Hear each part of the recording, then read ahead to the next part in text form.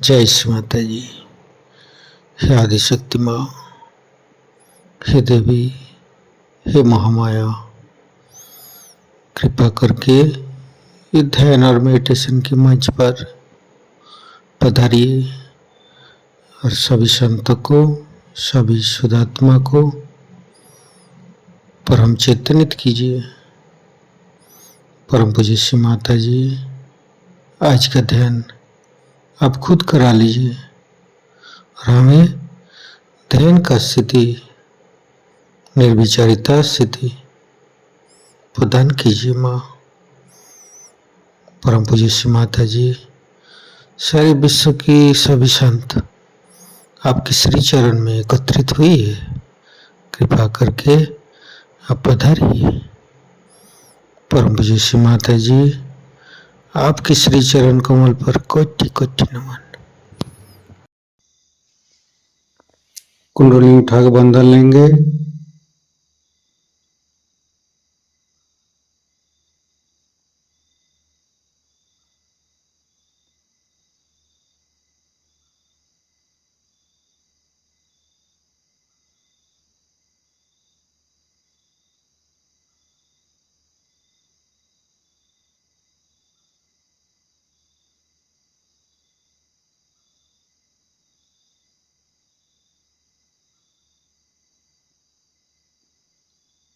तीनों महामंत्र।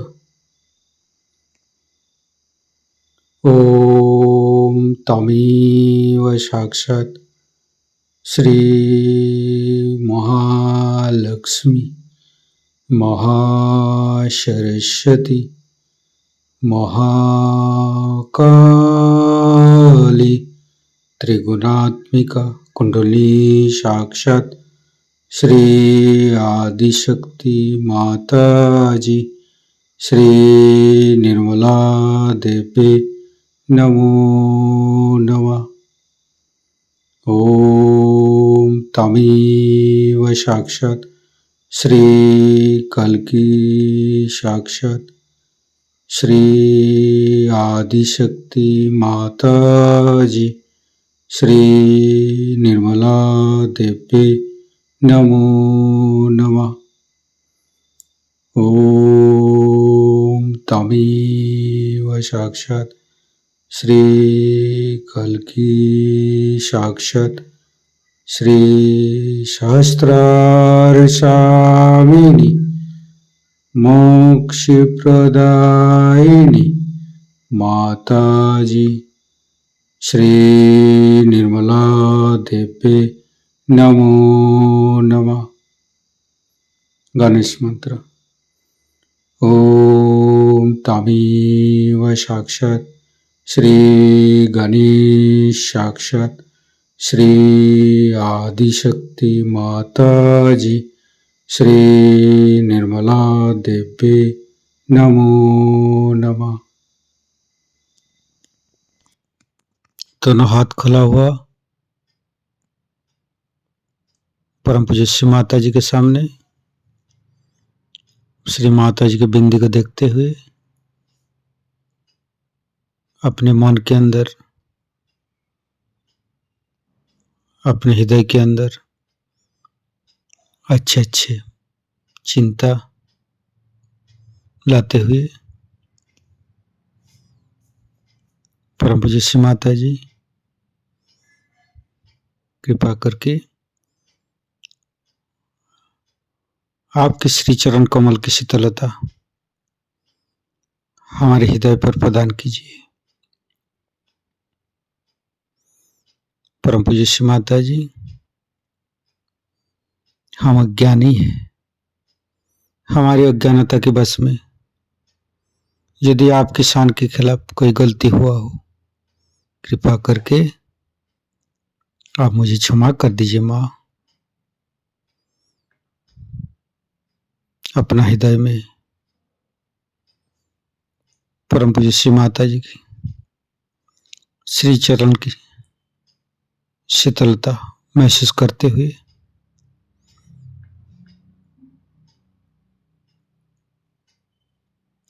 धीरे धीरे चित्त को मूलाधार चक्र पर परम पूज्य श्री माता जी, आप ही तो प्रभु गणेश है। कृपा करके हमारे शरीर के अंदर तीनों नाड़ी सातों चक्र में समस्त दोषों को, समस्त रोगों को दूर कीजिए। हे प्रभु गणेश, कृपा करके आप हमारे अंदर आइए।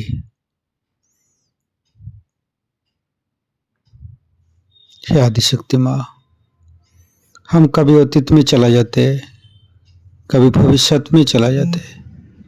कृपा करके अतीत और भविष्य को छोड़ के हमें वर्तमान में स्थापित कीजिए। वर्तमानी धर्म है माँ, वर्तमानी सच है। कृपा करके हमें वर्तमान में स्थापित कर दीजिए। हम सारे समय, सारे पल, सारे दिन परम चैतन्य माँ के साथ चलते रहते हैं। हमारे सांसें, हमारे जीवन, हमारे समय इस चैतन्य लहरी के साथ, इस चैतन्य लहरी की शक्ति से चलते हैं, जो कि हम सहयोग से ही श्री माता जी के पास से प्राप्त हुई है। धीरे धीरे चित्त को तीनों स्वादिष्ठान को देखेंगे।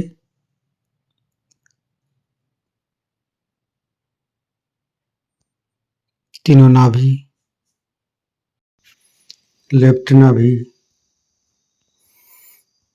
परम पूज्य श्री माता जी, कृपा करके आप गृहलक्ष्मी जी के रूप में हमारे लेफ्ट नाभि पर आइए और समस्त दोषों को, समस्त रोगों को दूर कीजिए। लेफ्ट नाभि को सहस्त्रार के साथ जोड़ेंगे।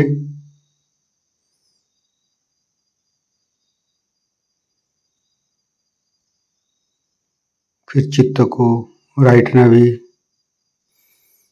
परम पूज्य श्री माता जी,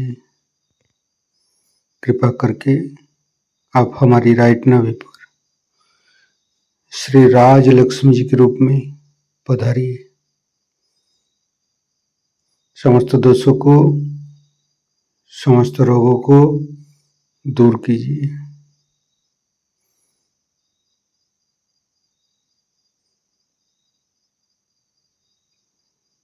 फिर धीरे धीरे चित्त को मध्य नाभि,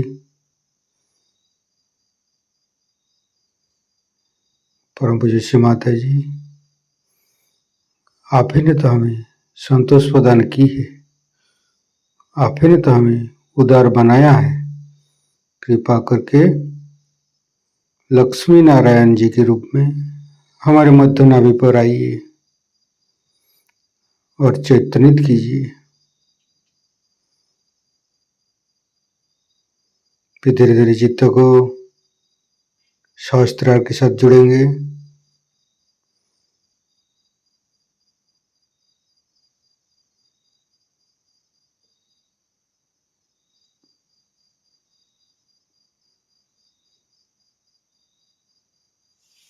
फिर तीनों हृदय, लेफ्ट हृदय, परम पूज्य श्री माता जी, आपकी परम कृपा में तो हम शुद्ध आत्मा है।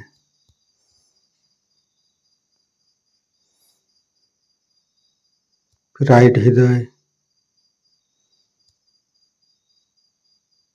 फिर मध्य हृदय,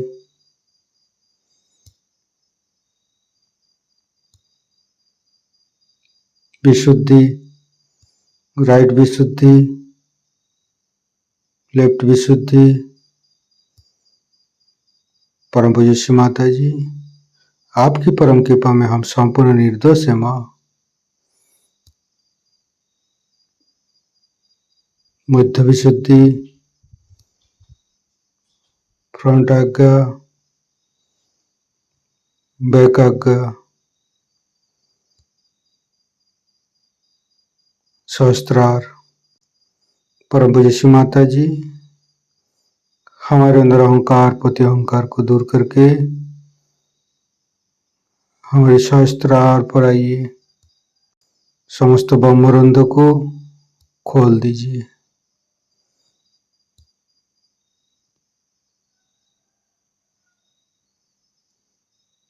परम पूज्य श्री माता जी, हमें निर्विचारिता स्थिति, ध्यान का सिद्ध दीजिए।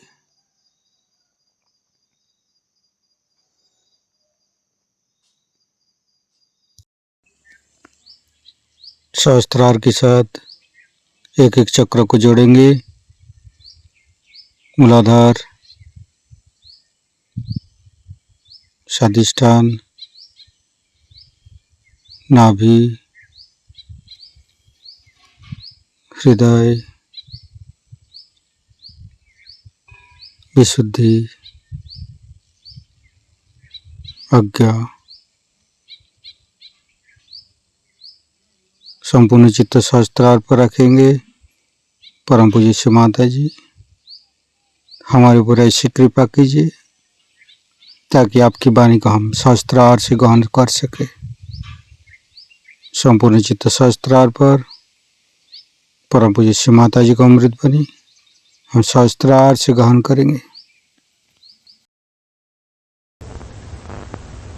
इम्तिहान है, कोई सोच भी नहीं सकता कि इस मर्यादा रहित दुष्टता के आप भागीदार। अभी एक साहब से वार्तालाप हुआ तो उन्होंने कहा कि प्रदेश में लोग कम से कम ईमानदार है। मैंने कहा ईमानदार तो औरंगजेब भी था, अपनी टोपियां सिल करके बेचता था और सरकार से उसने एक पैसा नहीं लिया, लेकिन लेता तो अच्छा रहता, कुछ कम से कम इतने ब्राह्मणों को मारता ना।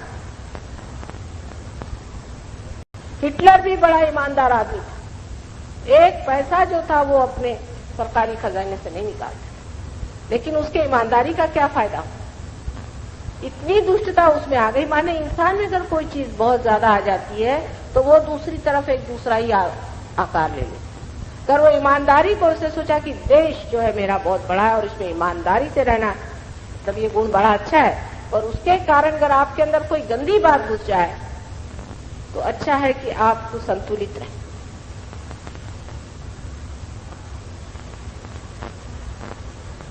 अब बहुत से लोग अपने को बड़े सत्ताधीश समझते हैं, सत्ता के लिए दौड़ते हैं। सत्ता के लिए दौड़ दौड़ के कोई सुखी नहीं। एक तो ये कि किस वक्त उतर जाए पता नहीं, किस वक्त इनको शह मिले और किस वक्त उतर जाए सत्ता से किसी को पता नहीं। आज ताज और कल कांटे लग जाए। इस सत्ता का कोई ठिकाना नहीं और उस सत्ता से आप कुछ अपना भी और दूसरों का भी खास लाभ नहीं कर सकते। पर जो परमात्मा की सत्ता पर बैठा, जिसमें परमात्मा की सत्ता है, जिसके अंदर परमात्मा बोलता है, जिसके अंदर परमात्मा की शक्ति बहती है, वो आदमी असल में बादशाह है, सत्ताधीश, बादशाह है उसके पास। वो ब्राइब काय को लेने चला? बादशाह कोई ब्राइब लेता है क्या? वो क्यों गंदे काम करने चला? वो क्यों बेईमानी करने चला? वो बादशाह है। उसको अगर आप जमीन पे सुला दीजिए तो भी बादशाह है, उसको महलों में रखे तो भी बादशाह है, उसको भूखा रखना पड़े तो भी वो बादशाह है। वो कोई चीज की मांग नहीं करता। वही बादशाह होता है जिसको किसी भी चीज की मांग नहीं है, कोई भी नहीं, किसी चीज की गरज नहीं। वही असल बादशाह है। बाकी ये तो नकली है बादशाह, जो कि बादशाह थोड़ी बहुत मिलने के बाद ये चाहिए वो चाहिए वो चाहिए। मैंने आपकी बादशाह क्या? अंदर की जिसके अंदर बादशाह जागृत हो गई, वो हर हालत में रह सकता है, हर परिस्थिति में रह सकता है, हर दशा में रह सकता है, और कोई दुनिया की चीज नहीं जो उसे झुकाए। हमारे सामने ऐसे अनेक उदाहरण इस भारतवर्ष में तो अनेक हो ही गए और बाहर भी बहुत से हो गए, क्योंकि वो अपनी बादशाहत में संतुष्ट है। उसकी सत्ता जो है स्थायी सत्ता, इस तरह की क्षणभंगुर नहीं कि जो क्षण में यहाँ पे तो बड़े बने बैठे और उसके बाद पड़ गए जमीन पर। जैसे ध्रुव का तारा टिक गया है, ऐसे ही परमात्मा को पाया हुआ पुरुष टिका रहता है। उसको भय नाम की चीज मालूम नहीं, उसको लालसा नाम की चीज मालूम नहीं, उसको लालच नाम की चीज मालूम नहीं। ऐसा मनुष्य जब इस देश में तैयार होगा तो हम लोगों को कोई भी ऊपर से कायदे कानून लादने की जरूरत नहीं पड़ेगी। अपने आप वो मस्ती में रहेगा, वो बेकायदा चलेगा ही नहीं, क्योंकि कायदे भी कहां से आए हैं? कायदे भी परमात्मा ही के सृजन किए हुए अपने अंदर आए हुए हैं। उसका जितना भी विपर्यास हुआ जो मनुष्य ने कर दिया है वो भी बदल जाए, पर उस मानव को तैयार करना होगा जिसने परमात्मा को पाया है। ऐसे मानव जब तक तैयार नहीं होंगे वो लड़खड़ाते ही रहे। पहले जबकि उनको किसी भी बड़े भारी चुनाव में जाना पड़ता है तो चुनाव में आके कहेंगे कि साहब हम तो गरीबों के लिए ये करेंगे, वो करेंगे, ऐसा करेंगे, सारे दुनिया भर के आश्वासन होंगे। और जब वो सत्ताधीश हो जाएंगे तो सब हमको ये चाहिए, हमको ये चाहिए, और हम तो सबसे बड़े गरीब हो गए, क्योंकि गरीबों के लिए करने कोई जरूरत ही दिखाई नहीं देती है। उनसे भी ज्यादा गरीब ये हो जाने की वजह से वो सब अपने लिए है। लेकिन जिसने परमात्मा को एक बार पा लिया वो कोई चीज की मांग नहीं, वो कभी मांगता ही नहीं है, वो कोई भिखारी कभी नहीं हो सकता। मैंने कहा वो बादशाह हो जाता है।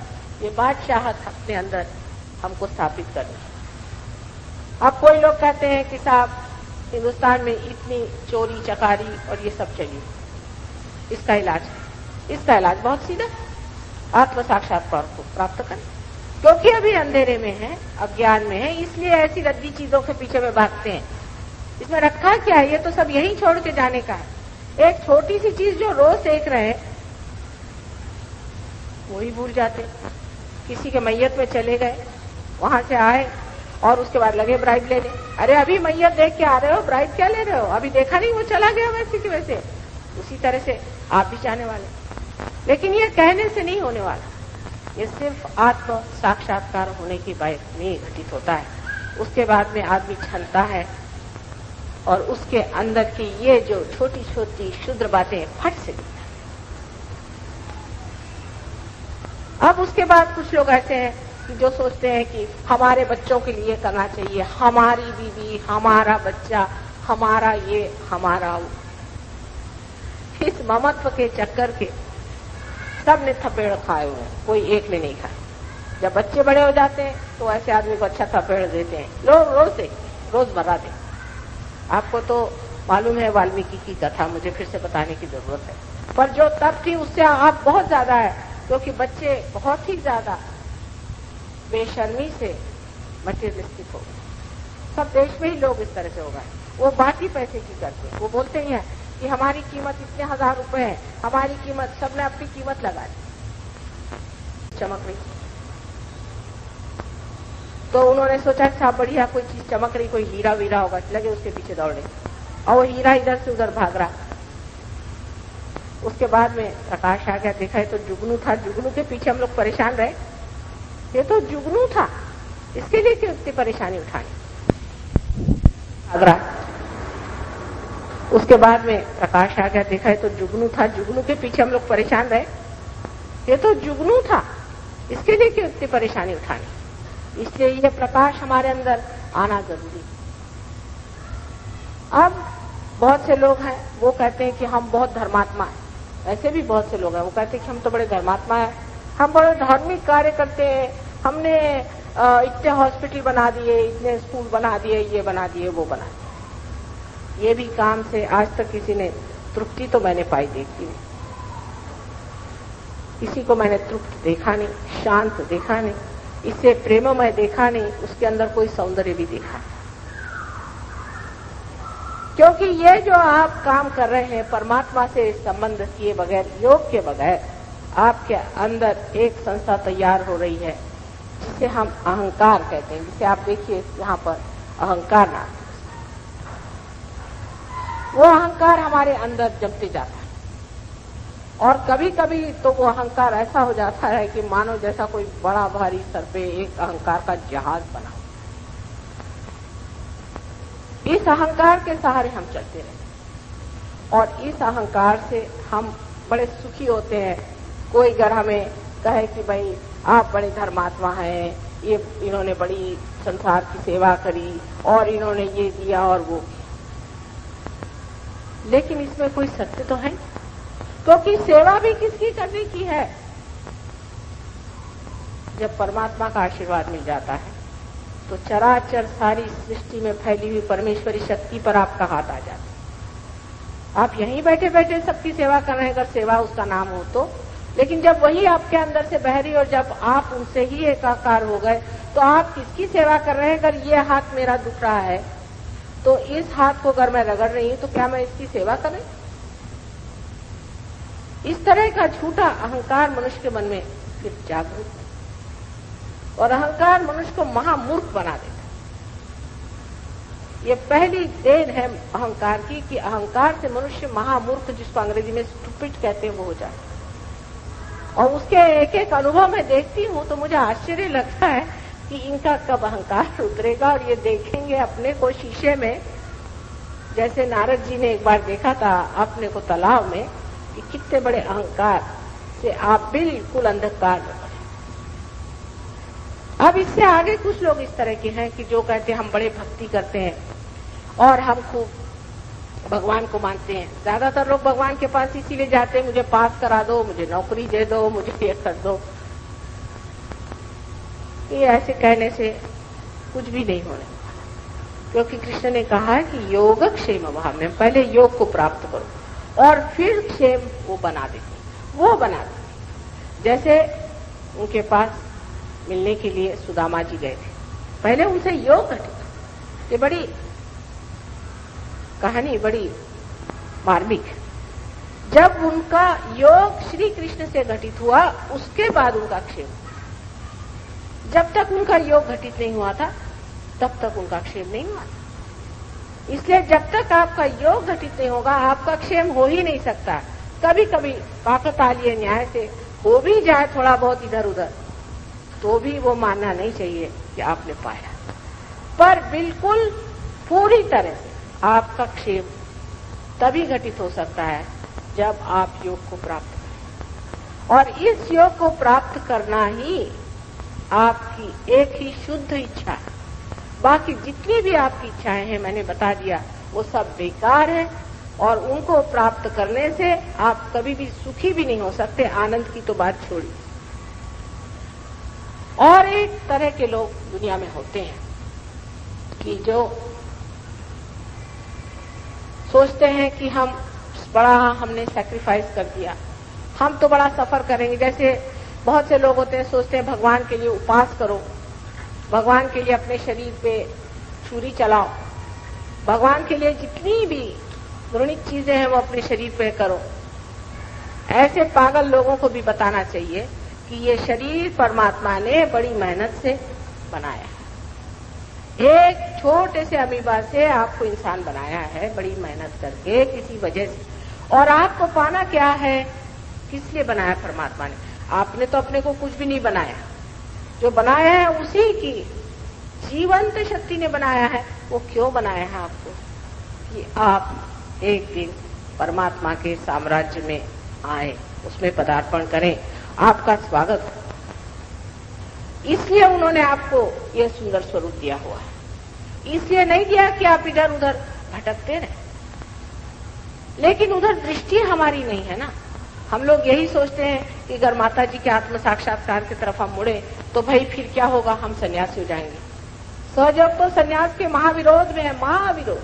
अगर कोई सन्यासी घर आ जाए तो हम उससे कहते जाके कपड़े बदल के आओ। सहयोग सामान्य लोगों के लिए जो गृहस्थी में रहते उनके लिए। गृहस्थी बड़ा भारी महायज्ञ है। उस महायज्ञ में जो गुजरा है वही सहयोग में आता है। सन्यासी में हमारा विश्वास बिल्कुल नहीं, क्योंकि ये कपड़े पहन करके आप किसको जता रहे? जो सन्यासी होता है वो तो सन्यासी है अंदर से, वो क्या बाह्य में अपने ऊपर में कुछ साइन बोर्ड लगा के नहीं घूमता कि मैं सन्यासी हूं। ये झूठे साइन बोर्ड लगाने की क्या जरूरत? और गलत फहमी में अपने को रखना, अपने ही को आप चीट कर रहे हैं तो दूसरों को तो करेंगे। जिसने अपने ही को धोखा दिया है वो दूसरों को भी धोखा ही दे।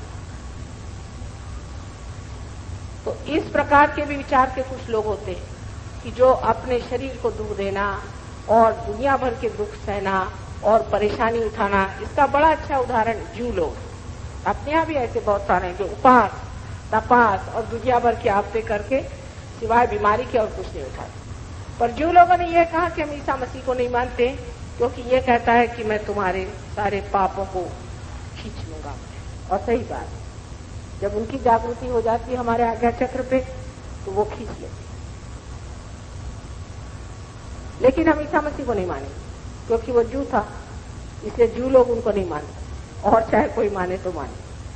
और इसलिए उन्होंने कहा कि नहीं, हम तो ये विश्वास करते हैं कि मनुष्य को खूब सफर करना है, खूब सफरिंग होनी चाहिए, वो इतना दुख उठाए, वो दुख उठाने से ही परमात्मा मिलता है। ये उनका अपना विचार। यानी यहाँ तक कि कोई सेंट है और उसको कोई दुख दे रहे तो कहते कि ठीक है, तुमको परमात्मा अच्छे से मिल जाएगा, जितना दुख हो झेलो।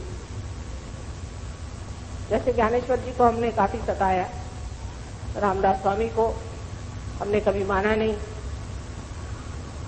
तुकाराम की तो हालत ही खराब कर दी, और भी जितने भी नानक साहब हैं, कबीर दास है, सबको परेशान किया। और यही कह के कि तुम तो संत हो, तुम तो गुस्सा ही नहीं हो सकते। हम संत नहीं है, माने ये कि जैसे सारे गुस्से का ठेका हमने ले रखा है और सारा सहने का ठेका आपने ले। और ऐसे जो जू लोग थे, देखिए उन पर कितनी बड़ी आफत आ गई। भगवान ने एक हिटलर भेज दिया उनके, जाओ इनको सफर करना है कर ले दो। अब वो उल्टे बैठ गए, वो सब दुनिया को सफर करने लगाएंगे। तो इस तरह की विक्षिप्त कल्पनाएं अगर दिमाग में हो तो भी मनुष्य कभी भी सुख नहीं पा सकता। इस तरह की बड़ी ही ज्यादा तीव्र भावनाएं किसी के प्रति कभी भी नहीं बना, क्योंकि सभी परमात्मा की संतान है। किसी से भी द्वेष बनाना नहीं। कोई भी आप प्रश्न उठाइए, जैसे कि कोई कहेगा कि आज हिंदू धर्म जो है ये बड़े विपत्ति में पड़ा। मैं तो कहती कभी विपत्ति में पड़ ही नहीं सकता अगर वो धर्म है, उसको कोई हाथ भी नहीं लगा सकता अगर वो धर्म है तो। पर वो पॉलिटिक्स नहीं, वो धर्म, और धर्म को कोई छू ही नहीं सकता क्योंकि धर्म शाश्वत। धर्म को कौन छू सकता? आनी जानी मरना जीना तो चलती रहता, लेकिन धर्म नष्ट नहीं हो सकता। अगर आप ही धर्मच्युत हो जाए तो धर्म नष्ट हो जाएगा, और नहीं तो आपका धर्म कोई नहीं हो। किसी की मजाल नहीं कि आपका धर्म हो। पर धर्म को पहले अपने अंदर जागरूक करना चाहिए। जब तक आपके अंदर धर्म जागरूक नहीं होगा, जो कि आप देख रहे हैं गोल बना हुआ, इसके अंदर आपके 10 धर्म हैं। ये धर्म जब आपके अंदर जागरूक हो जाएंगे तो जो धर्म आप नष्ट कर रहे हैं रोज रोज किसी न किसी वजह से, क्योंकि आपको बहुत सारी इच्छाएं हैं, आप में लालसाएं हैं, वासनाएं हैं, बहुत सी आदतें पड़ गई हैं, इसकी वजह से जो आपके अंदर का धर्म रोज नष्ट हो रहा है, वो जागरूक होते ही आप धार्मिक हो जाएं, क्योंकि आप दूसरा काम कर ही नहीं सकते। जैसे मैं कभी नहीं कहती हूँ कि आप शराब मत, मैं कहती नहीं, क्योंकि कहने पे आधे लोग उठ जाएंगे, फायदा क्या। मैं कहती अच्छा पार हो जाओ, माँ के तरीके उल्टे होते हैं ना, चलो भाई पहले पार हो जाओ, फिर मैं कहूँगी अच्छा पी के देखो शराब, पी नहीं सकते, उलट हो जाएगी, उल्टी हो जाएगी। धर्म जब जागरूक होगा अंदर में तो वो फेंक देगा शराब, आप पी नहीं सकते। एक साहब ने कोशिश की, उनके तो खून भी चलाए, कब भगवान देख फर्क के बैठ गए, और उनको इतनी बदबू आने लगी, जो कभी उनको शराब में बदबू नहीं आती थी, वो उनको बदबू आने लगी। कहना अजीब से सड़े से बुश जैसे उसमें बदबू आ रही। और मैंने कहा इतने साल की चढ़ाती रहते हैं उसकी नहीं आई, चलो पता नहीं मेरी जीव मरी हुई थी। धर्म इस तरह इतने जोर से आपके अंदर जागरूक हो जाता है कि फिर पाप और पुण्य जो है जैसे नीरज की विवेक हो जाता है, इस तरह से अलग अलग, और आप जान जाते हैं ये मेरे लिए रात नहीं आना, ये मेरे माफी नहीं आना, ये मुझे स्थिति नहीं कर सकता, इसकी एलर्जी है मेरी। आप अलग दुखी हो जाते, और इसलिए पहले में बताया ही नहीं जाता कि तुम ये नहीं करो, वो नहीं करो, वो अपने आप करने लग जाते हैं, क्योंकि आपके अंदर आपका जो परम आत्मा, ईश्वर स्वरूप आत्मा जागरूक होकर के वही आपको समझा देता है कि भाई देखो ये चीज चलते नहीं वाली अब हमसे, क्योंकि आप अब आत्मा हो गए, इसलिए अब आत्मा बोलेगा, और बाकी जो चीजें गौण हो जाती और मुक्त हो जाता है आत्मा। इस प्रकार हमारी आज तक की संसार की गतिविधि आ रही और मनुष्य इस प्रकार बढ़ता रहा, लेकिन आज समान जैसे कि पहले एक बीज से अंकुर निकला, अंकुर निकलने के बाद पेड़ का तना बना,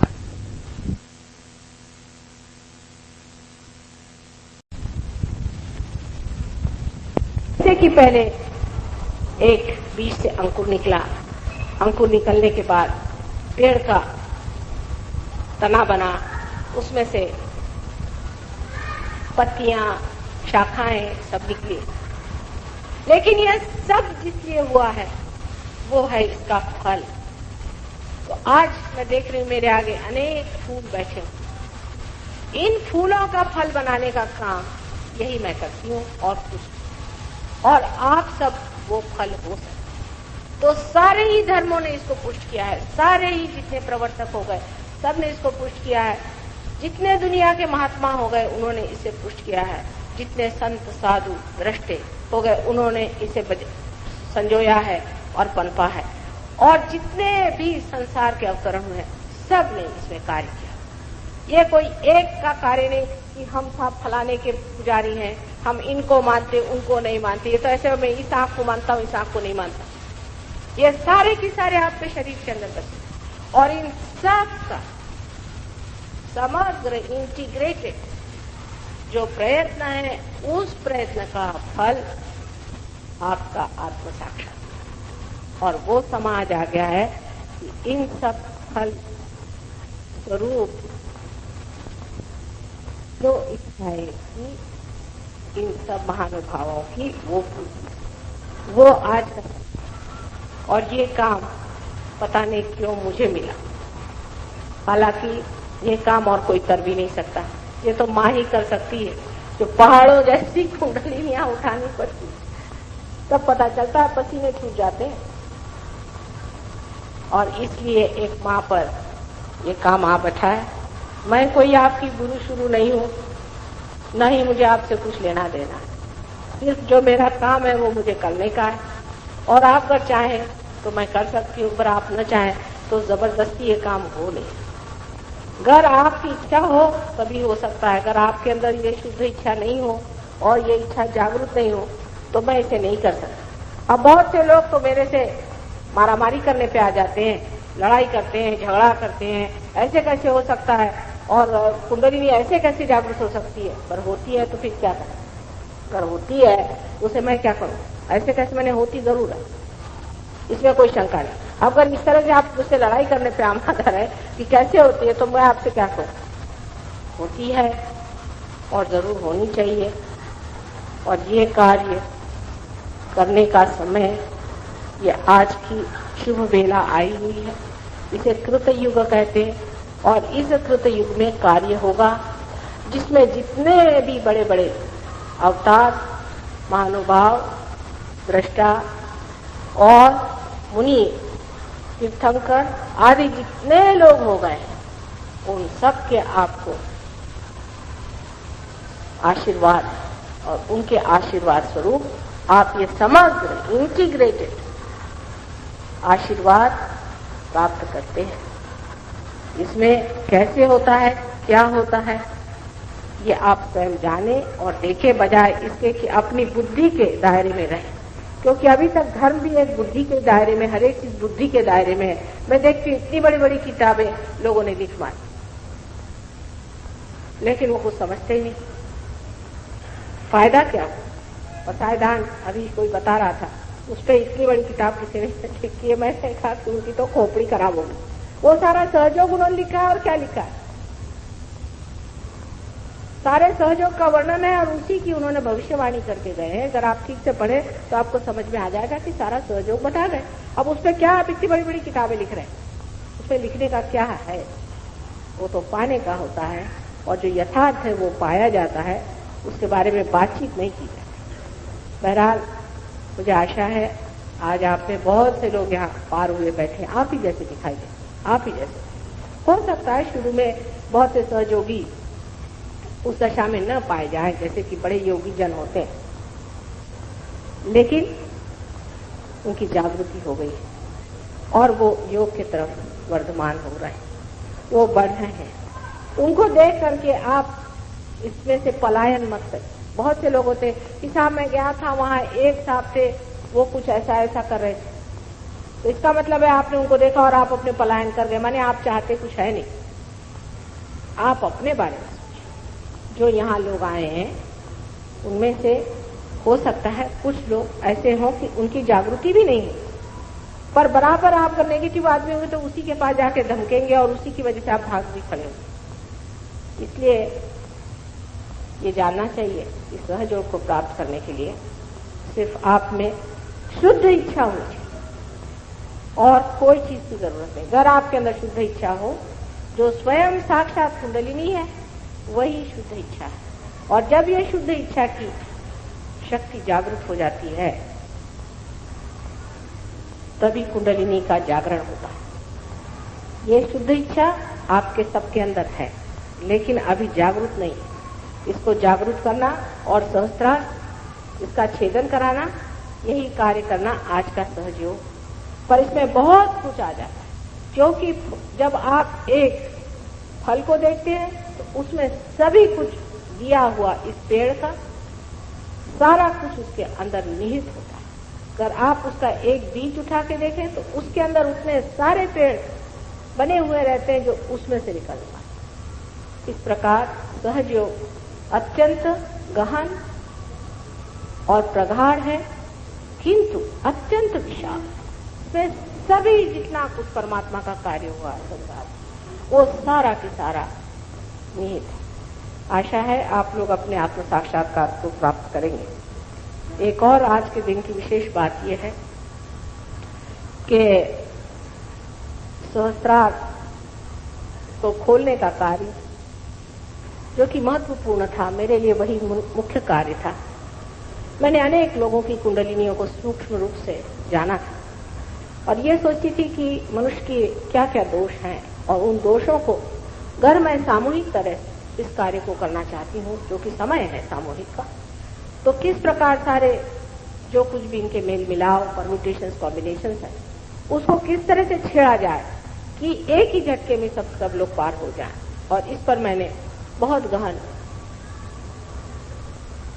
विचरण किया था और उसमें जो कुछ मुझे समझ में आया उस हिसाब से 5 मई के दिन सहस्त्रार खोला गया, उस हिसाब से। और आज की रात, पूरी रात मैंने समुद्र के किनारे अकेले जागी थी और जागते वक्त पूरी समय मैं सोच रही थी कि किस तरह से इस सहस्त्रार का आवरण दूर होगा। और जैसे ही मौका मिला सवेरे के समय ये सहस्त्रार खोला गया। आज का दिन इससे भी बहुत शुभ है। और दूसरी आज की और भी बड़ी शुभ बात है कि आज गौरी जी का सप्तमी का दिन है, और उस वक्त भी ऐसा ही था, क्योंकि गौरी जो है वो कुंडलिनी है और वही जो कन्या मानी जाती है वर्जिन है। वो इसलिए वर्जिन है कि अभी उसका योग शिव से नहीं हुआ, इसलिए वो वर्जिन है। और इस शुभ मुहूर्त पर जबकि वो गौरी स्थान पे है, ये कार्य घटित हुआ।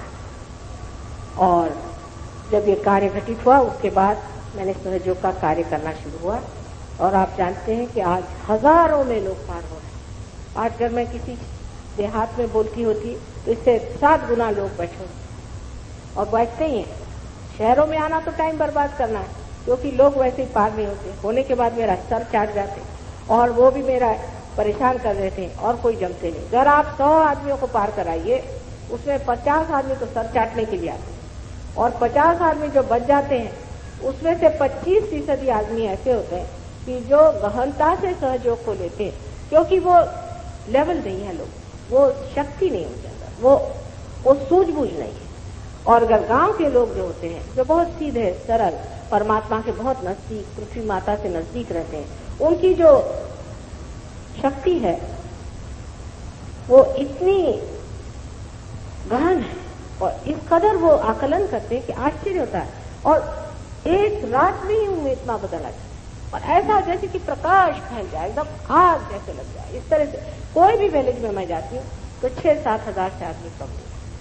और अपने यहाँ मुंबई में आज कम से कम इतने वर्षों से कार्य कर रहे हैं, तो भी मैं कहती हूँ बहुत लोग आए, नहीं तो मैंने यहाँ तो एक से शुरू किया था, तो उस हिसाब से काफी लोग आए।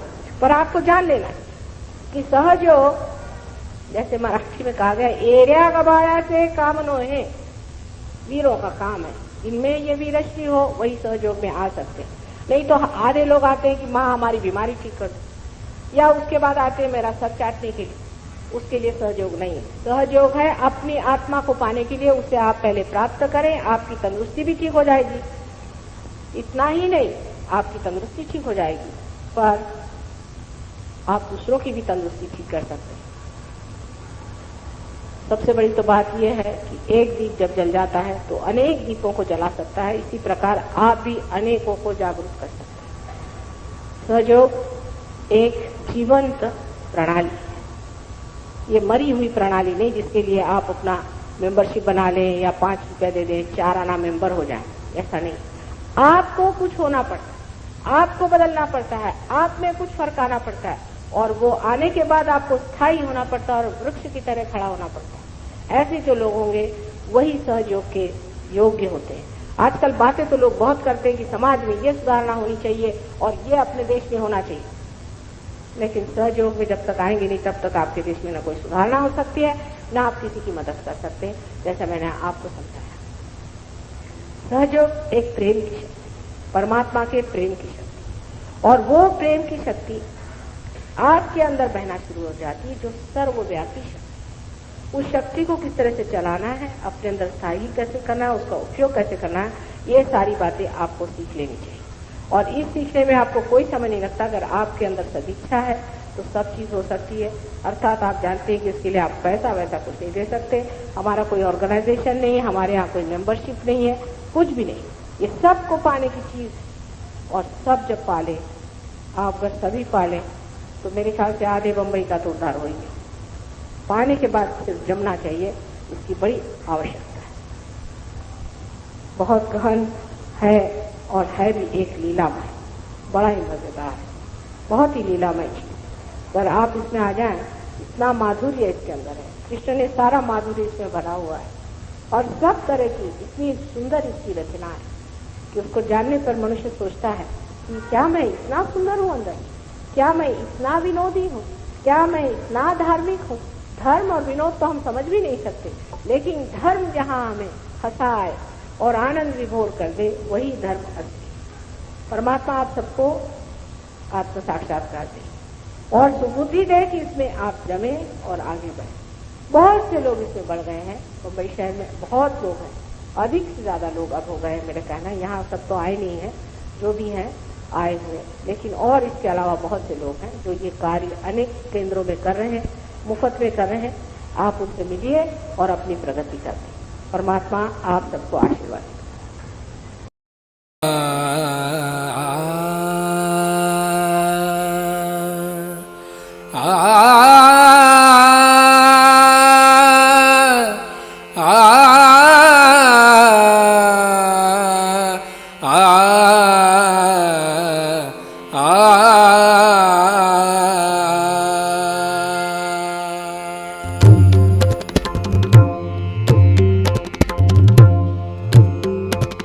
नमो नमो श्री निर्मल माता, नमो नमो श्री निर्मल माता, नमो नमो श्री निर्मल माता।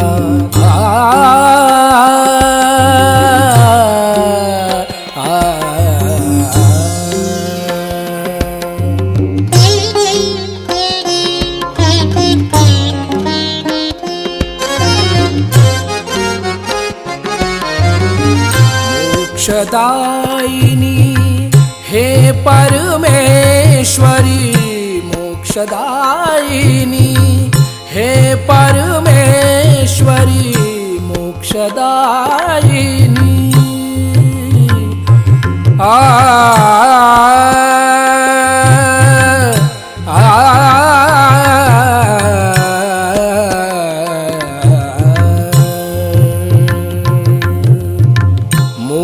मोक्षदायिनी हे परमेश्वरी, हृदय निवासिनी नमो नमः हृदय निवासिनी नमो नमः नमो नमो श्री निर्मल माता नमो नमो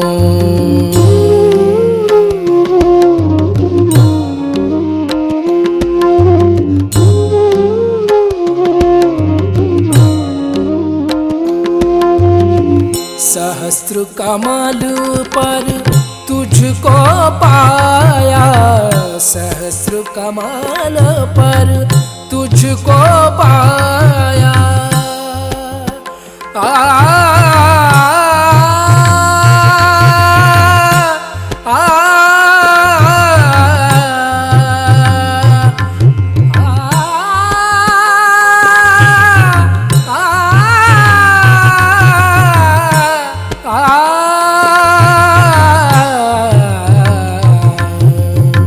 सहस्र कमल पर तुझको पाया सहस्र कमल पर तुझको पाया सात चक्र पर विजय दिलाया सात चक्र पर विजय दिलाया ब्रह्म ज्ञान से हमें मिलाया ब्रह्म ज्ञान से ब्रह्म ज्ञान से ब्रह्म ज्ञान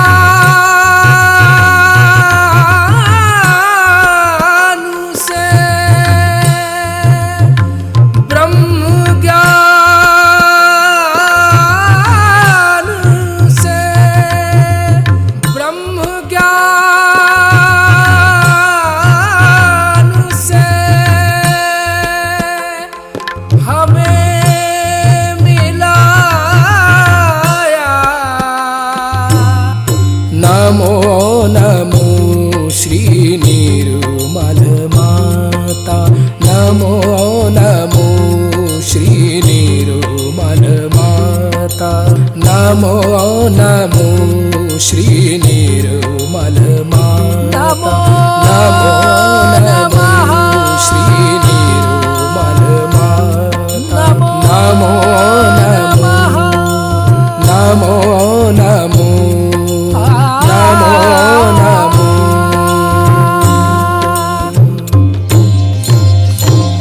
ॐ त्वमेव साक्षात् श्री सहस्रार स्वामिनी मोक्ष प्रदायिनी माताजी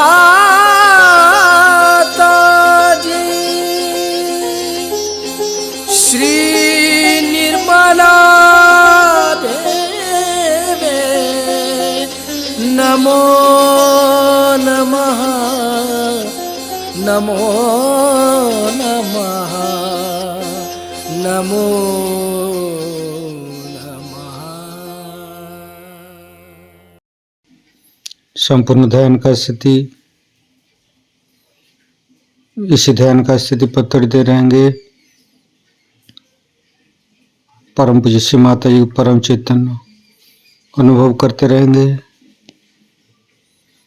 दोनों हाथों पे सहस्त्रार पे परम पूज्य श्री माता जी आज अपने ध्यान करा के जो परम चैतन्य अनुभव कराया, इसके लिए मैं आपको कोटि कोटि नमन। कुंडली उठा के बंधन लेंगे।